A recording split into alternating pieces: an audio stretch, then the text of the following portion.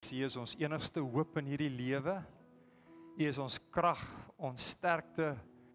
U is die leeu van Juda wat ons help deur die Gees om te leef soos U van ons vra. Dankie vir U teenwoordigheid in ons lewens. Dankie vir U roeping op ons lewens. En dankie Here dat ons U kan eer in alles wat ons doen. En dankie dat ons U naam kan groot maak. Word verheerlik ook vanaand wanneer ons luister na U woord, dat U woord ons sal bemoedig, dat ons hier sal uitstap en sal doen wat U van ons vra. Ons prys U daarvoor. In Jesus se naam bid ons dit. Amen. Amen.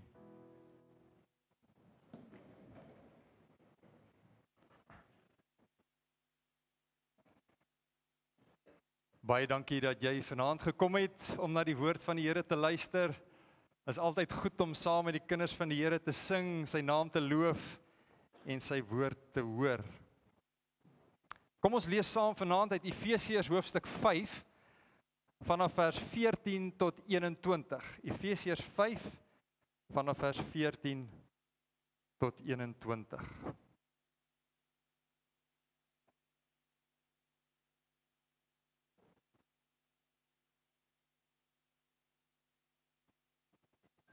Ons lees saam.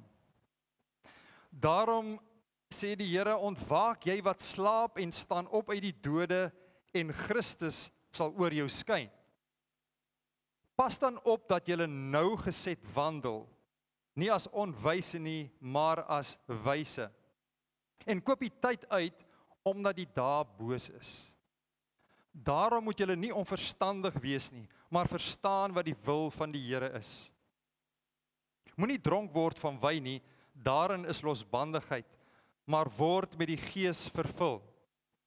Spreek onder mekaar met psalms en lofgesange en geestelike liedere, en sing en psalms sing in julle hart, tot eer van die Here. Terwyl julle God die Vader altyd vir alles dank, in die naam van ons Here Jesus Christus, en aan mekaar onderdanig is, in die vrees van God. Hierdie woord kom al die afgelope paar maande saam met my. En dis vir my wonderlik dat ek glo hierdie 'n baie gepaste woord is vir vanaand en ook vir die tyd vorentoe.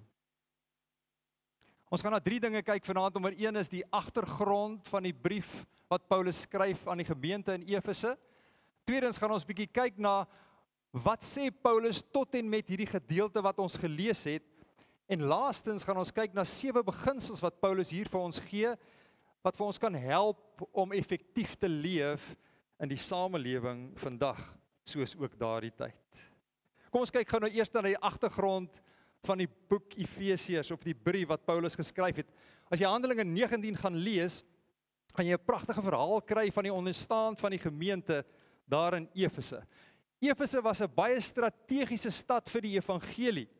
Dit was 'n hawestad, die middelpunt van handelsroetes en veral na die ooste en weste kant van die destyds Romeinse ryk. Vir Paulus was dit baie strategies, want mense gaan inkom na die stad Efese toe. Hulle gaan die evangelie hoor, maar hulle moet die regte evangelie hoor. Verder weet ons ook daar in die stad Efese was die tempel van Artemis, een van die 7 wonders van die wêreld. En daar het die Romeine Diana aanbid. Dis 'n godin met die hele kultus rondom haar. Sy was onder andere 'n vrugbaarheidsgodin, wat beteken dat tydens geboorte sy geaktiveer word, maar meer nog ook, sy word geaktiveer by konsepsie. Met ander woorde, seksuele losbandigheid was heeltemal aanvaarbaar in die Efesiese konteks. Dan het aanbidders reg oor die wêreld na daardie tempel gekom en ook verhandel. En daarom was tempelprostitusie aan die einde van die dag ook baie gereeld gedoen. Dit was ekonomies 'n baie welvarende stad, met groot handel wat plaasgevind het, en ook godsdienstige handel wat gedryf is. As jy gaan lees daar in Handelinge 19, het hulle hierdie silwer beeldjies van Diana in die tempel verkoop en 'n klomp geld gemaak. Soos vandag ook baie keer gebeur. Dit was 'n bose stad, vol afgodediens, waarsêery, towery en vervloekings. As jou buurman of 'n besigheidsman jou ingedoen het, dan gaan jy na 'n winkel toe en jy koop vir jou 'n rolletjie, 'n scroll, soos in die Engels sê, 'n perkament, en op dit was 'n vervloeking of 'n vloek uitgeskryf. En jy betaal baie geld daarvoor. En dan gaan jy huis toe en jy spreek hierdie vloek oor die besigheidsman uit wat jou ingedoen het, en jy kyk wat die towery en die vervloeking dan in sy lewe doen. Onthou julle van die mense wat tot bekering gekom het in die stad Efese, het baie van hierdie boekrolle en die towery materiaal gebring om verbrand te word, onthou julle. Die waarde van daardie boekrolle in vandag se terme was oor die 60 miljoen rand. So dit was nie 'n klein bedryf in Efese nie. Dan het ons ook die 7 seuns van Skewa, wat in hierdie afgodediens omgewing, wat mag en krag ook van die bose gebruik het hulle probeer om duiwels uit te dryf in hierdie naam van Jesus waarvan hulle gehoor het, en hulle het kaal weghardloop, soos die demone hulle wou verskeer. In hierdie konteks van die stad Efese, kom doen die Here egter 'n klomp wonderlike wonderwerke deur die hande van die apostels. Want God wil vir die mense in die stad Efese wys dat God groter is as die bose magte in daardie stad. Hy het die bose oorwin en hy is die God wat regeer. En daarom verstaan jy waarom Paulus die enigste brief hier aan Efesiërs vir hulle Efesiërs 6 skryf om vir hulle te sê, staan vas in die wapenrusting wat God vir jou gee, leef volgens Efesiërs 6, want jy moet staande bly in hierdie donker wêreld van die stad Efese. Maar die belangrike ding hier is dat Paulus besef het, hierdie is so 'n strategiese stad, dat die evangelie hier absoluut suiwer en helder en korrek verkondig moet word. Die stad Efese was 'n lanseerplatform vir die evangelie om verder te versprei na die res van die destydse Romeinse ryk. Daarom van die ontstaan van die gemeente in Efese, spandeer Paulus baie tyd en energie om die gemeente te leer van die evangelie en van die woord van God. Tussen 52 en 55 na Christus spandeer hy tussen 2 en 3 jaar tydens sy sendingreis om hulle te leer oor die waarheid, die egtheid en die suiwerheid van die evangelie. Maar kom ons kyk nou gou in die tweede plek, waar ons gelees het in Efesiërs 5, hoe Paulus met sy argument in Efesiërs 5 vers 14 tot 21 uitkom. Nou Paulus skryf sy briewe baie interessant, hy begin altyd met uitleg. Hy skryf altyd sodat hy die mense en die gemeente verwys na wie Jesus is, wat Jesus gedoen het aan die kruis en sy opstanding, wat dit vir die gelowiges beteken. En daarom begin hy in hoofstuk 1 vers 3 met die geestelike seëninge. Geseënd is die God en Vader van ons Here Jesus Christus, en hy gee vir hulle klomp seëninge daar. Jy kan my volg van hoofstuk 1 tot hoofstuk 5. In vers 7 tot 8 lees ons in hoofstuk 1, in hom, dus Jesus, het ons verlossing deur sy bloed, die vergifnis van die misdade na die rykdom van sy genade, wat hy oorvloedig aan ons bewys het, in alle wysheid en verstand. En dan vanaf vers 15 bid hy die besondere gebed vir die Efesiërs en wat die Vader en die Here Jesus deur sy Gees nog in hulle moet bewerk. Vers 18 en 19, mag die Here vir julle verligte oë van julle verstand gee, sodat julle kan weet wat die hoop van sy roeping is en wat die rykdom van die heerlikheid van sy erfdeel onder die heiliges is. Dan gaan hy in hoofstuk 2, dis vir my so pragtig. Hoofstuk 2 vers 1 tot 10 verduidelik Paulus vir die gemeente die bondigheid van die evangelie, maar baie kragtig. Dan 2 vers 1 tot 10, ons is verlos uit genade, alleen deur geloof, omdat Christus vir ons gesterf het. En as jy daardie gedeelte baie mooi gaan lees, gaan jy sien hoe kragtig die evangelie daar uitgebeeld word deur Paulus, dat die gemeente dit reg verstaan. En as gevolg van hierdie evangelie gaan hy verder en sê, omdat ons almal deur dieselfde Here Jesus gered is uit genade, is ons een in die gemeente. Daar is nie onderskeid tussen 'n Jood en 'n Griek nie, tussen arm en ryk nie. Ons almal is een in Christus, want Jesus het ons gered uit genade en as gevolg van God se groot liefde en sy ryke barmhartigheid. En dan in hoofstuk 3 vers 14 bid hy weer vir hulle. Hy bid dat die gemeente 'n begrip sal hê van God se liefde in vers 18. dat julle in staat kan wees om saam met al die heiliges ten volle te begryp wat die breedte en lengte en diepte en hoogte is en die liefde van Christus te ken wat die kennis oortref sodat julle vervul kan word tot al die volheid van God. In hoofstuk 4 kom gee Paulus vir ons die gawes wat God vir die kerk gegee het, naamlik apostels, profete, evangeliste, herders en leraars. Wat is die rede hoekom hulle in die kerk is? Vir die opbou van die gemeente tot volle grootte in Christus Jesus.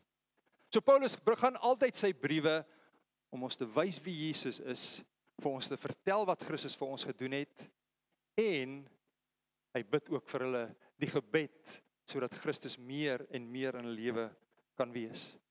Dis die een gedeelte van Paulus se skrywe altyd. Die tweede gedeelte wat hy kom nou is die uitleg.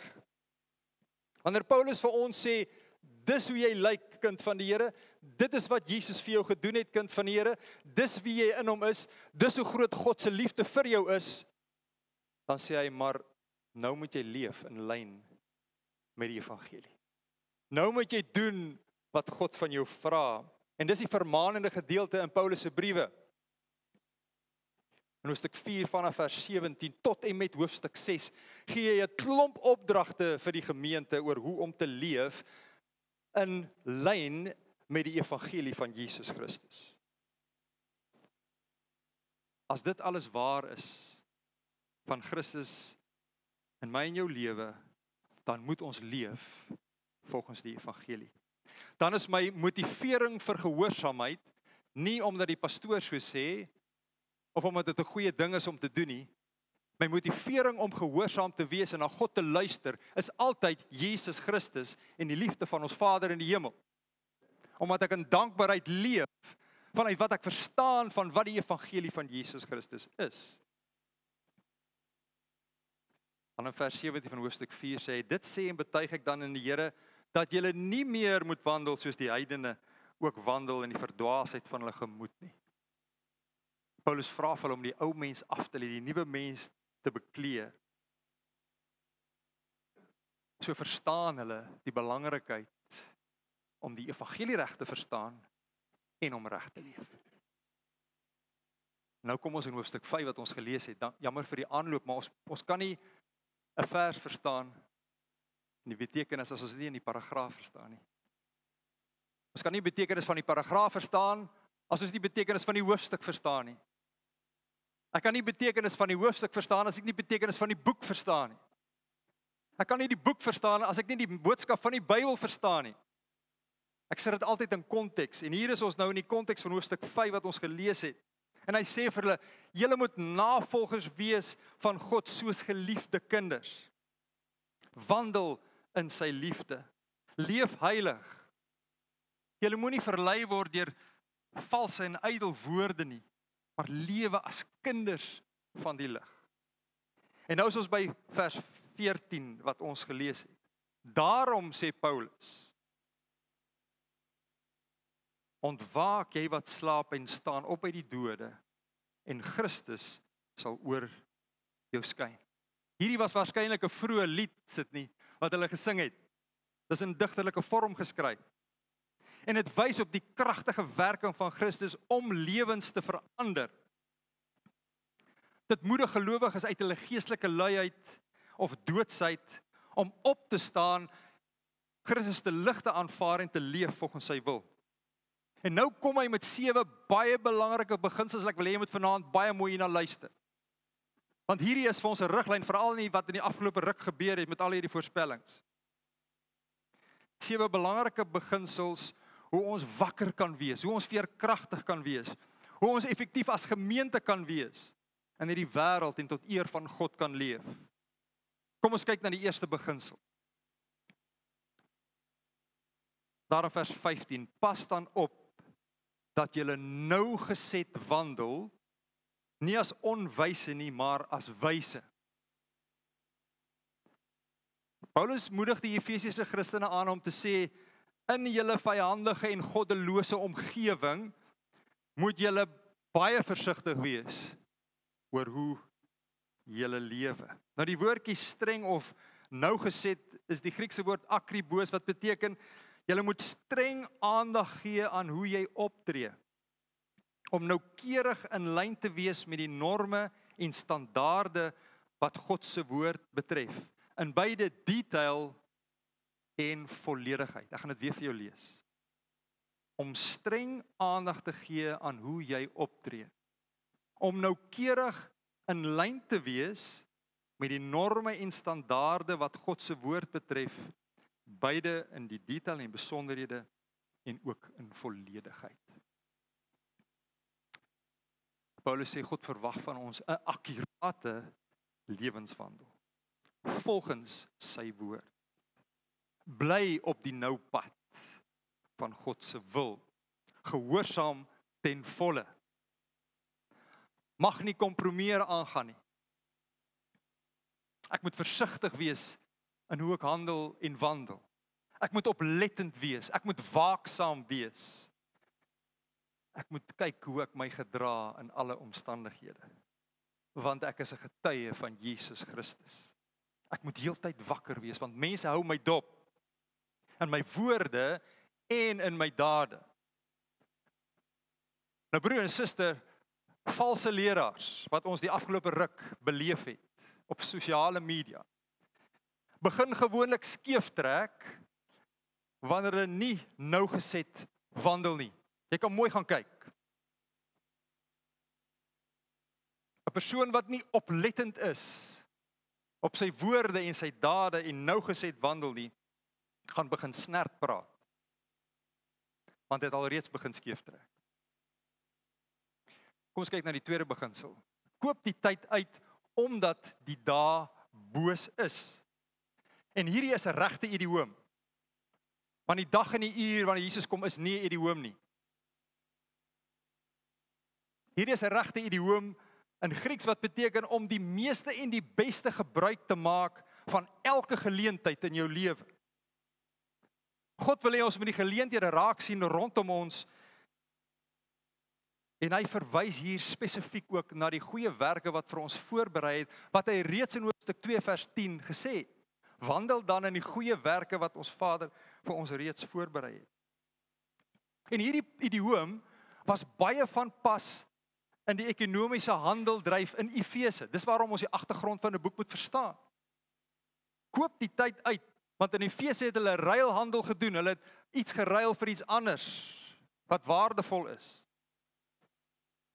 Dan sê Paulus vir die mense, ruil die oneffektiewe sake en swak kwaliteit dinge in jou lewe vir die beter en beste geleenthede wat die Here vir jou wys. Sê nee vir dit wat jou onwys maak. Sê nee vir dit wat jou gaan verwar. Sê nee vir dit wat jou tyd gaan mors. En dit vat 'n kwaliteitsbesluit. Dit vra ook vir opoffering. Ek moet gaan nadink oor die egte waarde van my doen en late en seker maak ek maak die beste gebruik van elke geleentheid wat die Here vir my gee. Waarom moet ons dit doen? Paulus se motivering hier is omdat die dae boos is.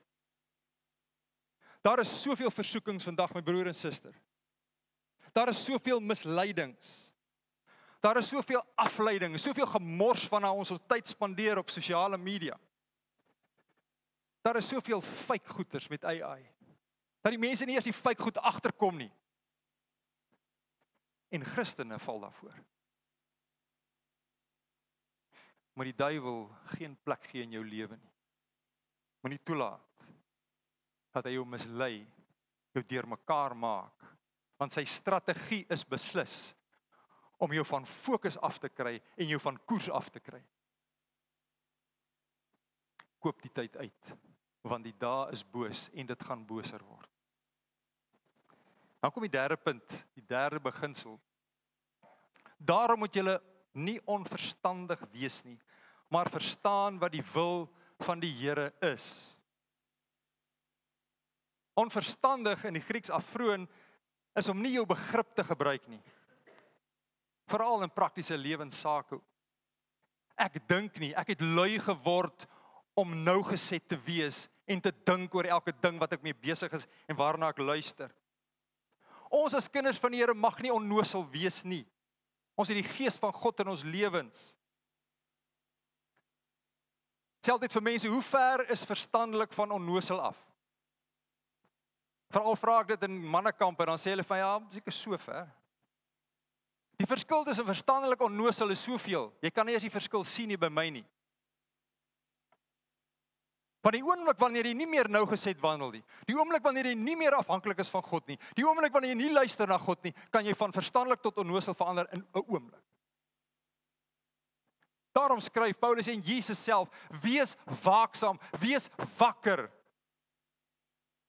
Verstaan wat die wil van die Here is.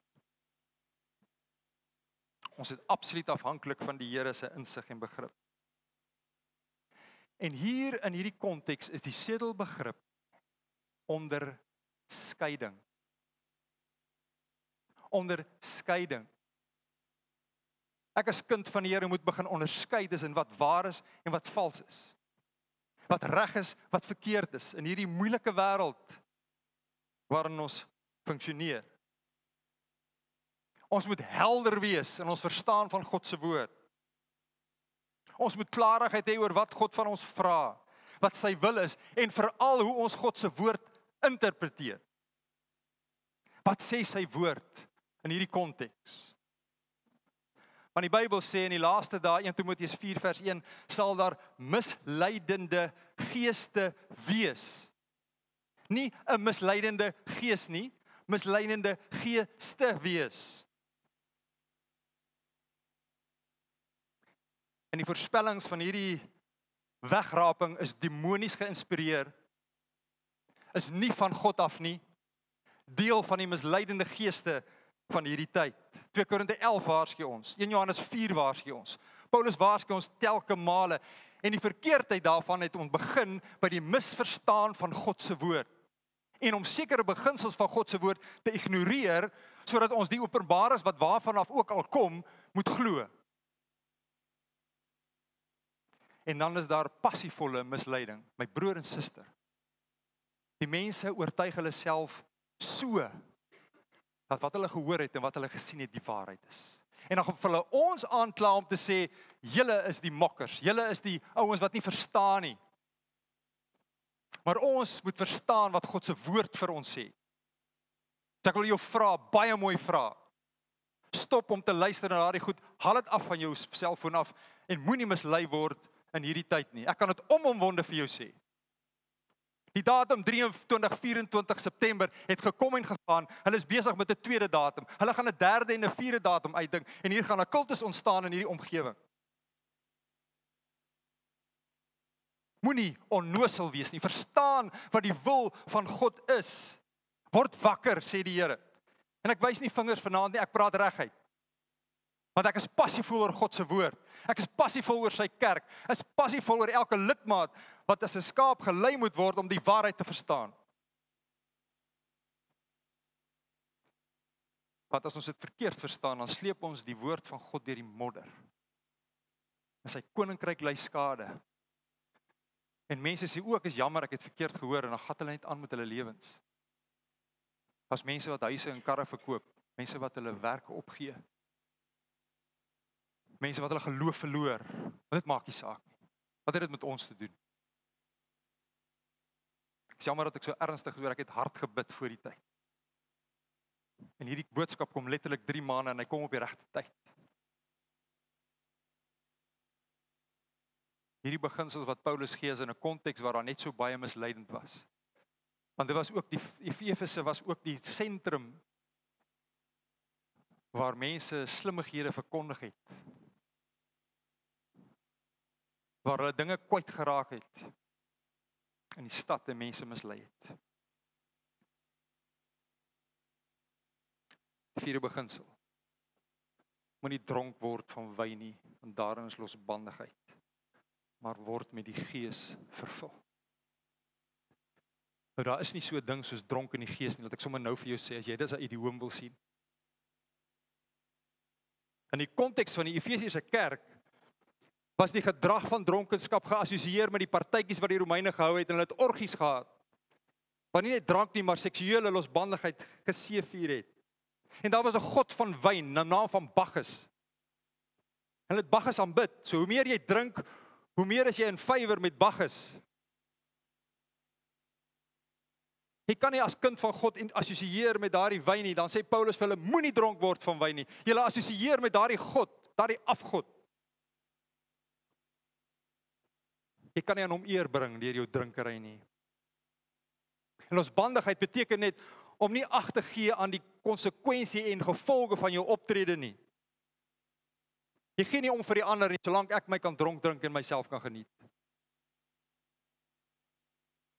Daar's geen beheer nie, want drank beheer die persoon se lewe. Want losbandigheid wat met drank gepaard gaan spreek van 'n roekelose en verkwistende lewe. Paulus sê julle lewe as gemeente in Efese moet gekenmerk word deur 'n lewe onder beheer van die Heilige Gees wat hulle gedrag moet bepaal en wat hulle moet lei. Julle moet uitstaan as kinders van die lig onder leiding van die Heilige Gees. Paulus praat hier van 'n totale vervulling van die Gees, wat elke deel van die menslike lewe of Christen deurdrenk. Dis ook 'n voortdurende gebede wanneer ek telke male my lewe onder gesag van die Gees bring. 'n gedurende oorgawe aan God se Gees soos Galasiërs 5 vir ons leer. Kom ons gaan oor na die 5de beginsel. Sing en psalm sing in julle harte tot eer van die Here. Wanneer hy praat, wees met die Gees vervul, dan praat hy direk daarna oor musiek. Want musiek moet geesgedrewe wees. Die Here Paulus sê vir hulle, druk julle geloof en julle verstaan van die evangelie uit en hoe julle sing en wat julle sing. Dis my pragtig hoe musiek bydra sit nie tot ons belewenis van wie God is. Want in die eerste plek hanteer dit jou vertikale verhouding met God. Ons sing saam tot eer van God. Ons bevestig ons geloof, die inhoud van ons geloof, ons liefde vir God, bevestig ons deur sang. Maar dan ook ons horisontale verhouding met mekaar word bevestig. Want wanneer ek sing in die gemeente van die Here Jesus, en ek sien my broer huil, ek sien hom lag, ek sien hom vreugdevol sing, dan versterk dit my geloof, ons is saam besig om God te loof. Dit is 'n dubbele fokus, om te sing en psalm te sing in julle harte, tot eer van die Here. Maar hy sê dit moet uit opregtheid van hart wees. Opregtheid van hart is weer tweeledig. My opregtheid teenoor God, my verhouding met hom is reg, ek lewe nougeset. Ek wandel deur die Gees, ek verstaan die Here se wil. Ek is verstandig. En ek loof my Here in die hemel, my Vader en die Here Jesus deur sy Gees. Maar dit spreek ook van opregte harte teenoor mekaar. Kan nie sing terwyl die verhouding skeef is nie. Jesus sê as daar iets teen jou, as iemand iets teen jou het, gemaak eers reg voor jy kom sing en na my woord luister. Sing en psalm sing in julle harte tot eer van die Here met verskillende soorte liedere. Tweede laaste een, nommer 6. Ons moet altyd die Vader vir alles dank in die naam van ons Here Jesus. Dis nie altyd maklik om die Here te dank wanneer dit rof gaan nie. Dis nie altyd maklik om die Here te dank wanneer ek in moeilike omstandighede is. Dis maklik om die Here te dank wanneer dit goed gaan. Maar in hierdie konteks is dit vir al twee geleenthede wat ek gedurig dankbaar is. Vir alles. En daar is 'n sekere paar voordele om God te dank vir alles, of dit nou goed of sleg gaan. En Paulus wil dit ook uitbring. Want die oomblik wanneer ek God dank vir alles, goed of sleg, haal ek my oë van my stryd af en my probleme en ek plaas dit op hom wat vir my sal voorsien en my sal help. Ek gee God eer en voorspoed en dank hom in sy antwoord op gebed. Maar ek erken hom in my danksegging dat my goed gaan van hom afhanklik is. Ek eer hom en ek erken hom in my dankbaarheid. Maar dit hou my hart ook weg van bitterheid, van my eie klaagliedere, van my eie mounery, van my selfbejammering, van my selfsugtigheid, van my vergelyking met ander mense. Dankbaarheid vloei uit 'n hart wat die Here ken, wat hom liefhet. En dit bewaar my wanneer ek dankbaar is van hoogmoed om neer te kyk op ander met wie dit sleg gaan. Dankbaarheid is een van die belangrikste kenmerke van 'n volwasse disipel van Jesus. Ek is dankbaar in alles. En dan die laaste een, nommer 7, om aan mekaar onderdanig te wees in die vrees van God. Paulus vra hier vir nederigheid. Ek sien die prioriteite van ander hoër as my eie. En in die Efesiese konteks, in die Romeinse regering van daardie tyd, was daar 'n rigiede stryd om gesag en mag in daardie ryk. Paulus sê nee. Wees aan mekaar onderdanig in gemeenteverband in die vrees van God. Dit geld vir die hele gemeente in Efese. Vir ons ook vandag. Om mekaar te bedien in ware nederigheid, in die versorging vir mekaar. En dit bring eenheid onder mekaar. Dit waak teen individualisme.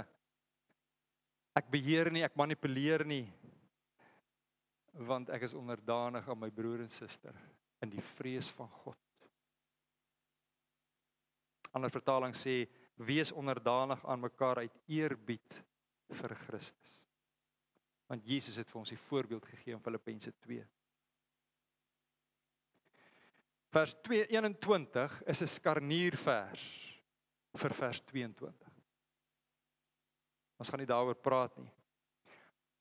Maar Paulus sê, ek wil net vir julle eers baie duidelik maak, julle moet aan mekaar onderdanig wees in die vrees van die Here, of uit respek vir Christus, en nou kan ek vir julle verduidelik in die res van die boek, hoe werk man en vrou verhouding in onderdanigheid aan mekaar. Hoe werk werkgewer, werknemer in onderdanigheid aan mekaar. Want Paulus gee sekere rolle van manne en vroue in die onderdanigheid aan mekaar. Sê gou vir my, watter opdrag is in die middel van al hierdie 7 opdragte?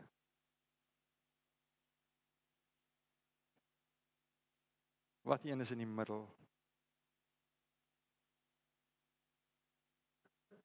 Die middels is die gedeelte, moenie dronk word van wyn nie, maar word met die Gees vervul.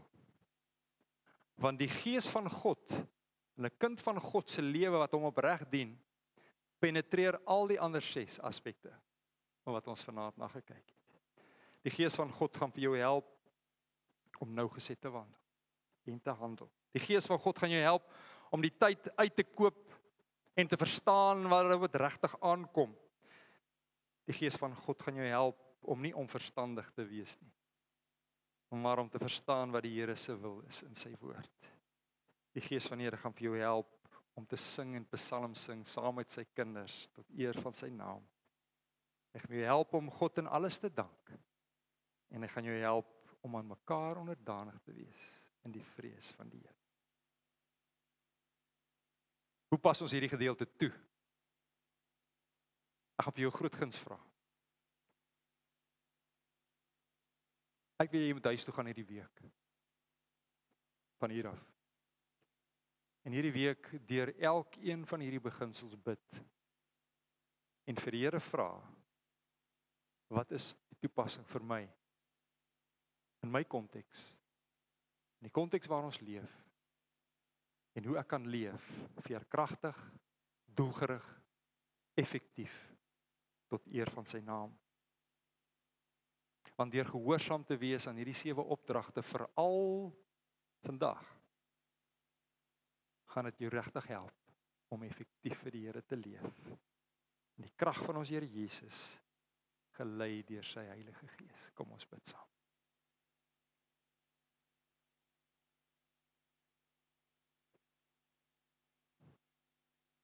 Hemelse Vader, hierdie was nie vir my 'n maklike woord om te bring nie.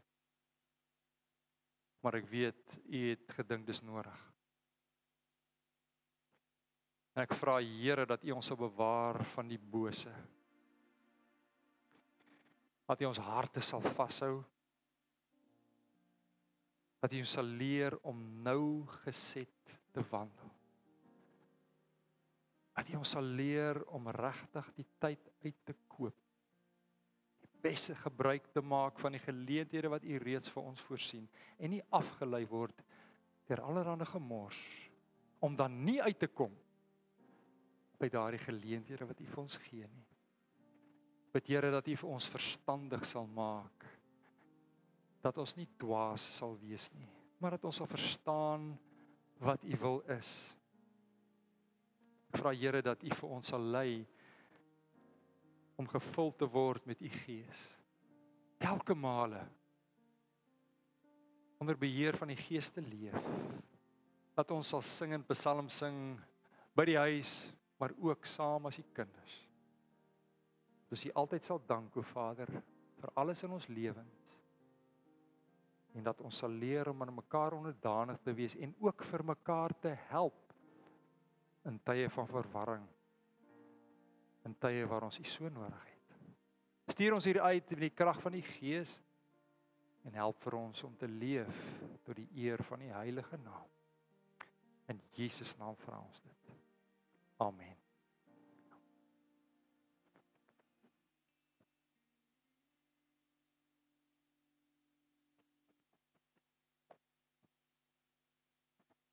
Kom ons sing 'n lied, sit nie, en dan neem ons die oppergawes op.